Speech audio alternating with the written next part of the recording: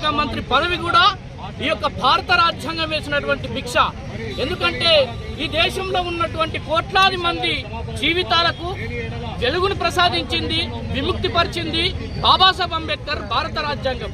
ఈ భారత రాజ్యాంగ విలువలను మరియు భారత రాజ్యాంగ నిర్మాత బాబాసాహెబ్ అంబేద్కర్ అవమానించేలా మాట్లాడినటువంటి అమిత్ షా గారు వెంటనే తను రాజీనామా చేయాలి.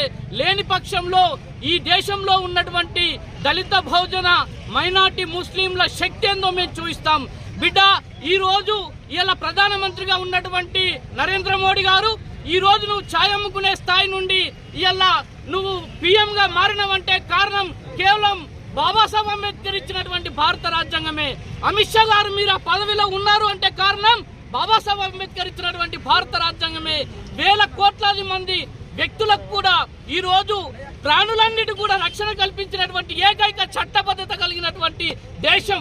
మనుషులుగా గుర్తించలేని ఈ దేశంలో మాకు మనుషులుగా గుర్తించి మాకంటూ జీవితాలను ప్రసాదించి మాకు మార్గాన్ని చూపించినటువంటి మా తండ్రి బాబాసాహెబ్ అంబేద్కర్ ఒక్కడే.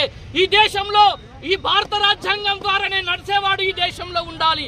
భారత రాజ్యాంగాన్ని విస్మరించిన వాడు ఈ దేశంలో ఉండనవసరం లేదు. కనుక ఈ దేశం మాది. రక్త మాంసాలను కరగదీసి భారత రాజ్యాంగాన్ని రాసిండు మా తండ్రి బాబాసాహెబ్ అంబేద్కర్.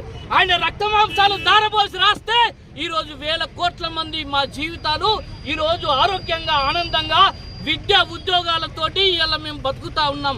ఈ సూటు బూటు వేసుకున్నామంటే కారణం మాకు ఇచ్చిన భారత రాజ్యాంగం తండ్రి బాబాసాహెబ్ అంబేద్కర్.